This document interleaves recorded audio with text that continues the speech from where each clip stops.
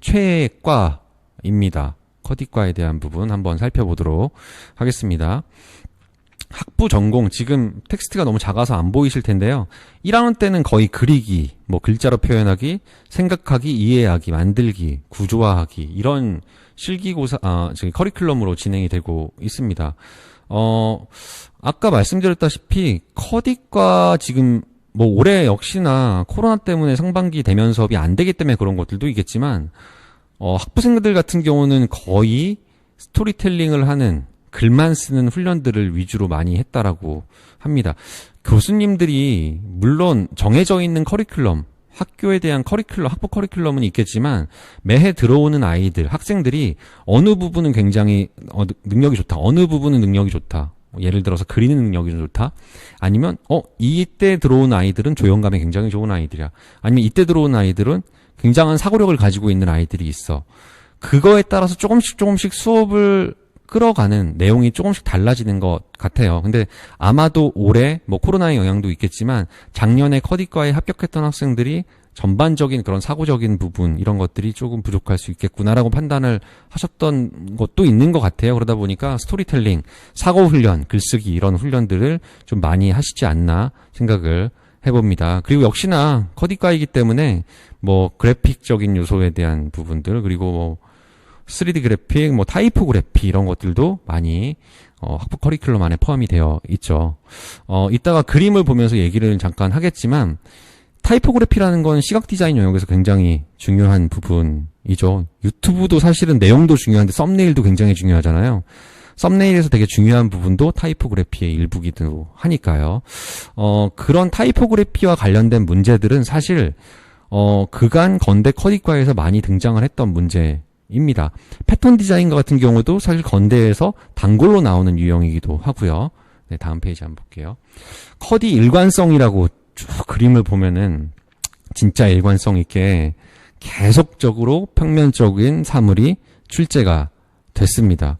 건대가 처음 기초 디자인을 만들었었던 그 해부터 가위, 색종이를 가지고 기초 디자인 하시오부터 뭐 W가 타이프가 새겨져 있는 글자와 뭐 패턴을 줬고요. 뭐 음박 스티커를 준 적도 있었고 우편 엽서를 준 적도 있었고요. 쭉 있었습니다.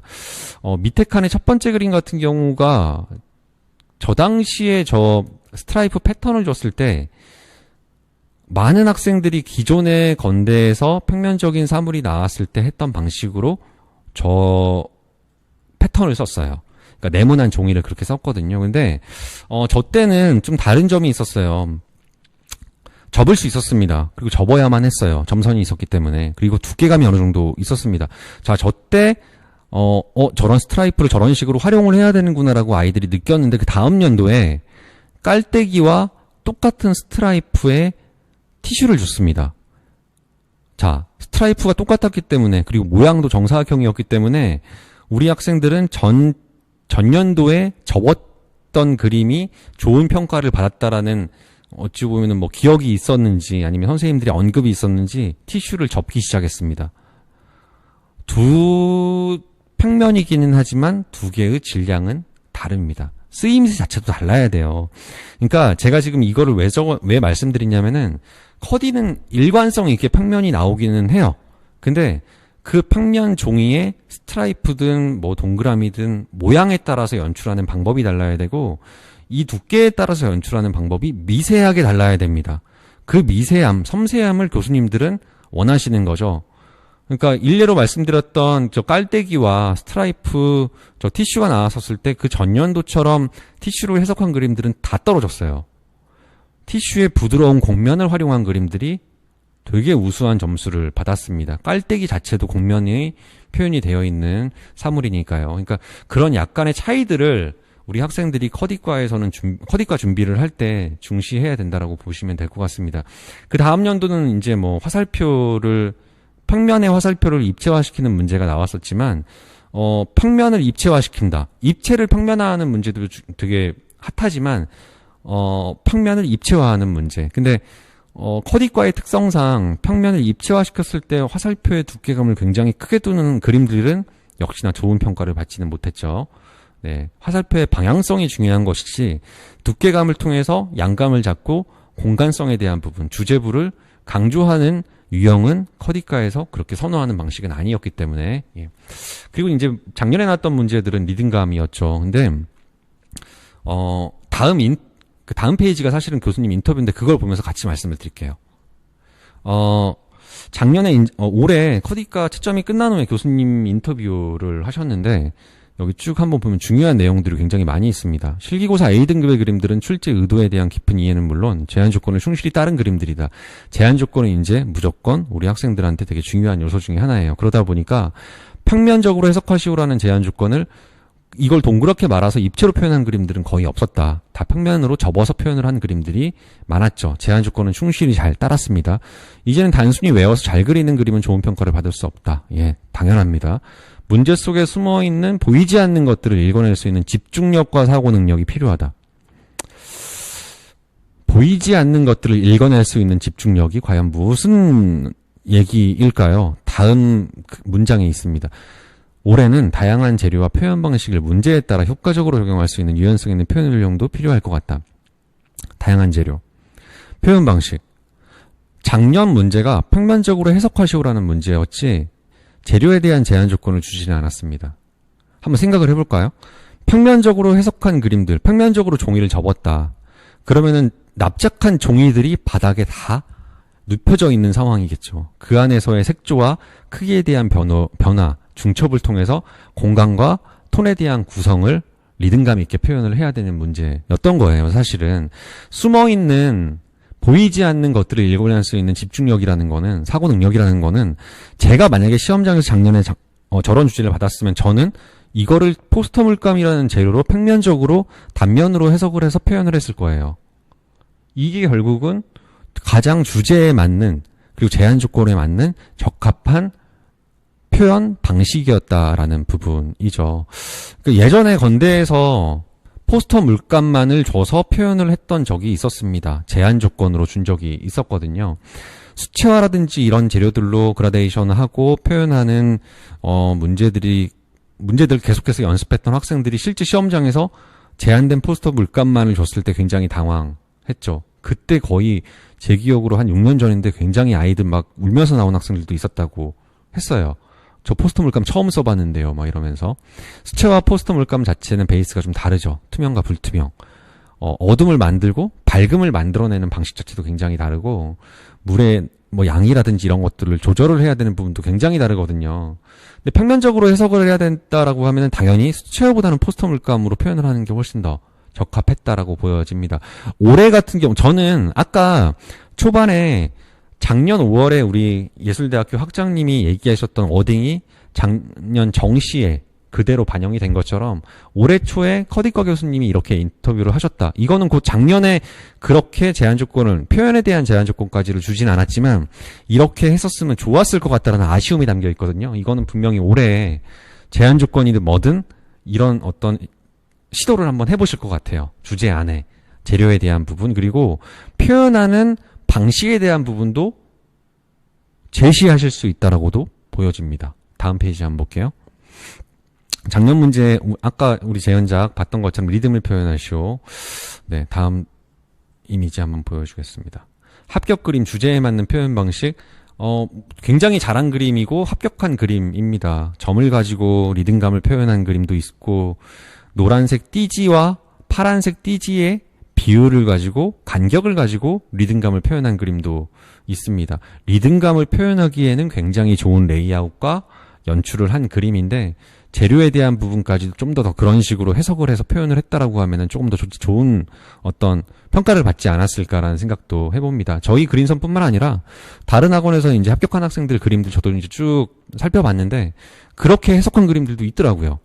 거의 제가 봤을 때 정원의 한 10% 정도, 한 4-5명 정도의 학생들은 이런 표현 기법이 이렇게 적용이 되는 게 더 적합할 것 같다라고 생각을 그 자리에서 해서 그렇게 표현한 그림들이 있었던 것 같아요. 그런 학생들은 조금 더 그런 조건들, 교수님이 얘기하시는 숨어있는 조건까지도 같이 그 자리에서 해결을 한 아주 우수한 학생이라고 판단할 수 있을 것 같습니다.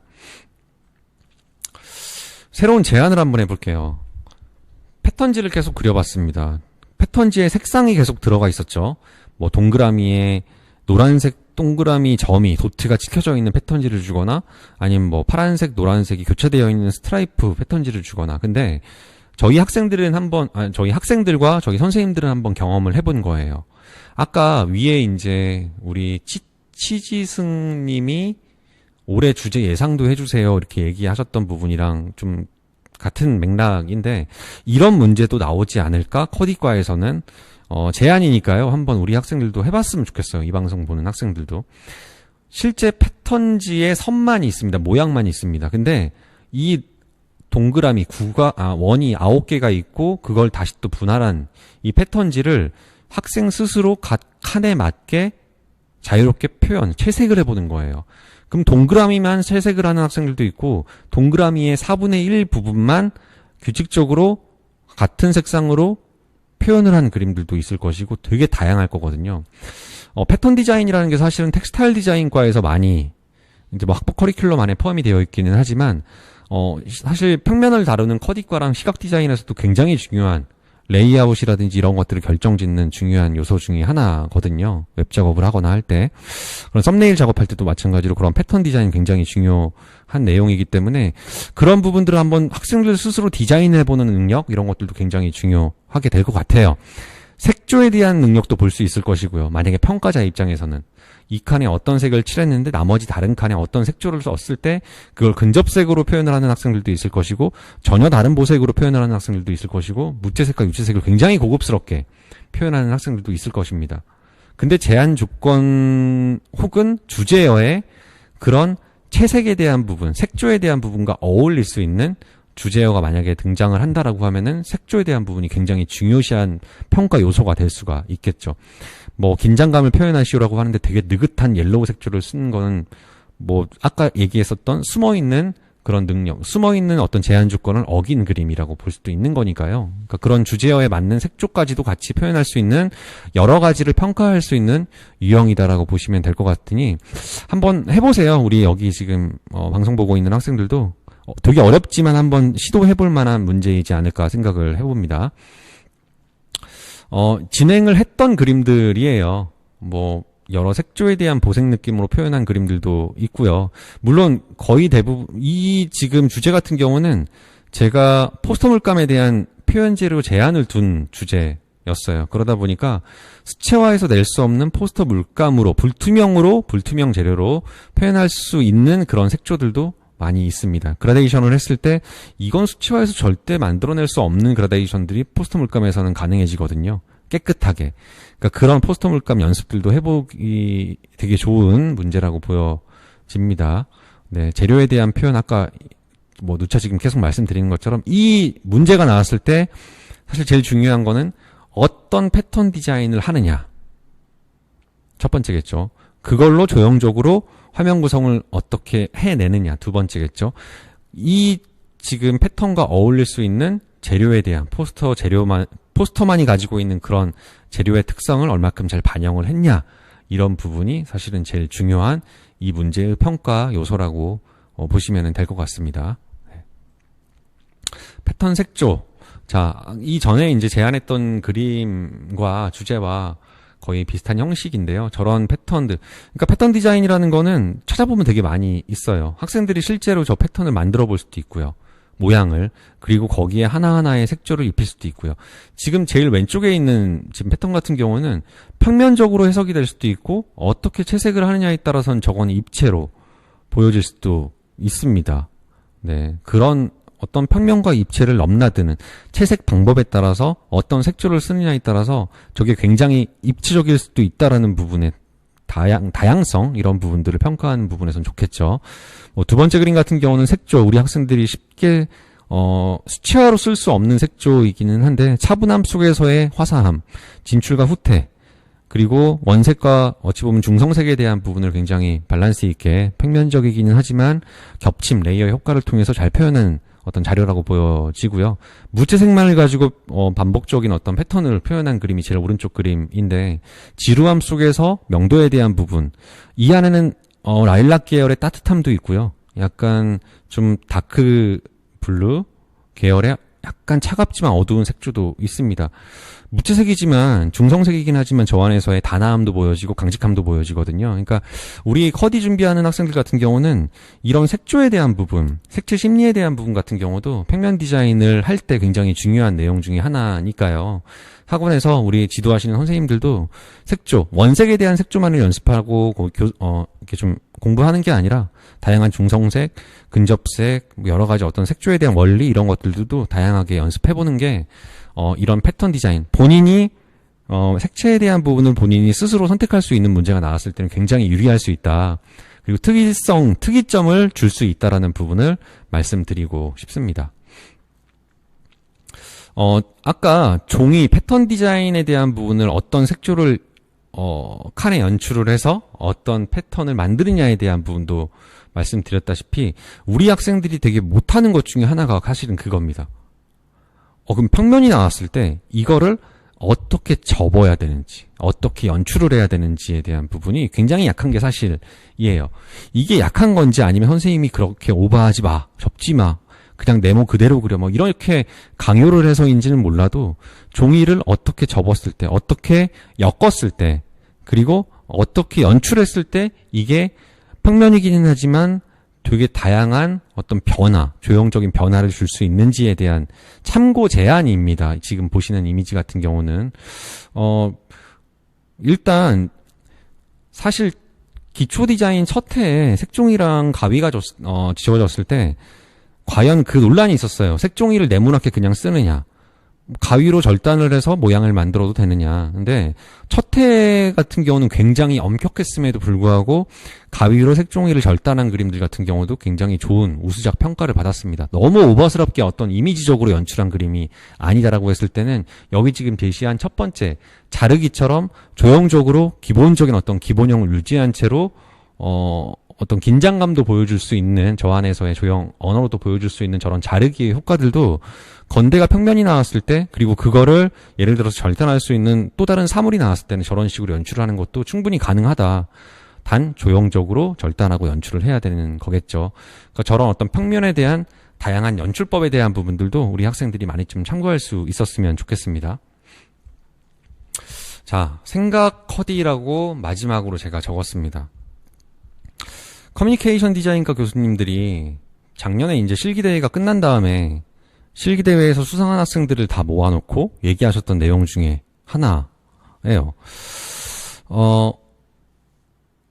작년에 대상을 받았던 그 주제죠. 지금 여기 보여지는 그 그림이 이렇게 있는데 대상과 은상, 저런 유형의 문제들을 꼭 다뤄보고 싶었다라고 얘기는 하시거든요. 라인으로만 되어 있는데 그 부분을 학생들이 색감을 표현을 하는, 근데 그 색감을 표현을 함으로써 그게 평면으로 보여질 수도 있고 입체로 보여질 수도 있는 거죠. 이런 문제들을 꼭 해보고 싶었다. 근데 은상 그림이 있고 대상 그림이 있는데 저 그림을 대상으로 뽑은 거는 사실 그런 겁니다.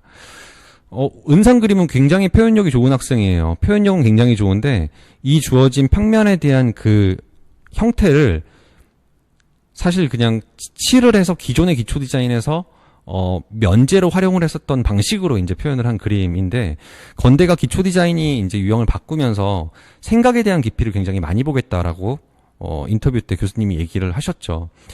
위에서 어떤 물체가 떨어졌을 때 그 유리 파편이 튀고 있는, 그러니까 유리가 깨지면서 만들어지는 그 형상을 주어진 제한 조건의 평면적인 패턴의 형태로 이 학생은 해석을 한 거였어요. 그러니까 글쎄요, 이게 저 폴리곤의 형태 자체를 그냥 나는 기초 디자인을 했을 때 면을 항상 넣고 동그라미와 선을 넣었어라는 조형 요소로 활용을 한 게 아니라 저 친구는 떨어지는 현상적인 표현, 그 형태로 해석을 했기 때문에 더 다른 친구들에 비해서 현상에 대한 사고의 깊이가 굉장히 컸다라는 부분이 우리 교수님들이 생각하시는 건대에서 바뀌는 기초 디자인의 생각의 어떤 폭이 아닐까라는 생각을 해봤거든요. 그런 부분을 이제 우리 수상한 학생들한테 어필을 했다라고 합니다. 생각에 대한 깊이가 단순히 이거는 커디의 문제만이 아니고요. 영상 디자인이든 뭐 리빙 디자인이든 산업 디자인이든 주어진 소재와 주어진 주제어에 대한 부분을 그냥 직관적으로만 해석해서 직관적으로 표현을 했던 게 그동안의 건대의 문제풀이 방식이었다라고 하면은 조금 한 번 더 생각해 볼 필요는 있을 것 같아요. 과연 교수님들이 이 형상을 어떻게 해석하길 원하시는지, 이 제한 조건을 어떻게 조금 더 극적으로 좀 다른 방식으로 연출하길 원하시는지, 이런 부분들도 조금 더 생각하면서 건대를 준비, 특히 컷이나 영디를 준비하시면은 좋을 것 같습니다. 지금 댓글이 하나 있네요. 평면 디자인의 색 표현을 할 때 무채색 유지의 표현도 괜찮을까요? 저는 큰 문제는 없다고 봐요. 아까 제안했던 그 세 장의 이미지 중에서 제일 오른쪽에 있었던 무채색 중에서도 따뜻함도 있고 차가움도 있고 밝음도 있고 뭐 어두움도 있고, 단 그게 굉장한 균형감도 보여줘야 되지만 비율상에서 굉장히 조형적인 비율, 7대3이겠죠. 7대3의 조형적인 비율이 어느 정도 지켜진다라고 하면은, 그리고 그 안에서 평면이기는 하지만 위아래가, 그리고 양 옆에 대한 깊이감과 넓이감이 표현이 되어 있다라고 하면은 저는 그거는 큰 문제가 되지 않을 거라고 생각을 합니다. 무채색 위주의 표현도 큰 문제는 없을 거라고 보여져요. 네. 일단 지금 제가 우리 컷이랑 영디에 관심이 있는 학생들이 이 방송을 지금 듣고 있기 때문에 오늘은 그 중심으로 좀 많이 말씀을 드렸는데, 제가 이 지금 라이브 방송을 하기 한 1시간 전에 상담을 한번 했었어요. 신입 상담을. 근데 고2인 학생이고 미술을 이제 시작하려고 하는 학생입니다. 물론 이제 예전에 미술은 했었어요. 근데 가장 가고 싶은 학교가 어디니 물어보니까 건대 컷이와 영디라고 얘기를 하더라고요. 요 근래에 미술 시작하는 학생들이 고1, 고2 학생들이 좀 많아요. 코로나 때문에 조금 늦춰지기는 했지만 그 친구들이 수능이 한 3등급, 4등급 정도 나왔을 때 선호하는 학교는 건대가 좀 많이 있는 편입니다. 그 중에서도 컷이와 영디에 대한 관심도가 굉장히 높아요. 그 친구들한테 저는 그런 얘기를 했어요. 그동안 건대에서 합격한 그림들도 참고는 해야 되지만 앞으로의 컷이와 영디를 준비하려면은 그림 이외에, 그림에서 참고할 수 있는 거는 조형을 참고를 해야 되는 거고, 조금 더 과감성 있는 연출을 위해서는, 다양한 효과를 위해서는 다양한 전시라든지 다양한 이미지, 비주얼에 대한 부분들을 많이 참고해야 된다. 그래야지 조금 더 연출력이, 우리 기존에 가지고 있었던 기초 디자인에 대한 연출력보다 조금 더 극한의 기초 연출력이 발휘될 수 있을 것 같다라는 조언을 해줬거든요. 앞으로 이런 생방들이 계속 이어질 거고, 그런 좋은 제안들 혹은 좋은 그림들이 수업 시간에 계속 이렇게 발생이 된다라고 하면은 그 그림들을 통해서 다시 연출이 이 정도까지라고 생각했는데 그걸 더 뛰어넘는 연출이 나왔습니다. 저는 이런 것들도 소개를 할 예정이니까요. 그런 것들도 다시 한번 시간을 갖고 우리 학생들도 기다려 주셨으면 좋겠습니다. 제가 준비한 내용이 여기까지고요. 네. 이 내용은 다시 한번 다음 주에 저희 그린섬 유튜브로 업로드 될 예정이니까요. 보시고 거기에서 또 궁금한 내용들이 있으시면은 댓글 남겨주시고 댓글에 대한 답변도 유튜브 통해서 해드릴 수 있도록 하겠습니다. 시청해주셔서 감사합니다.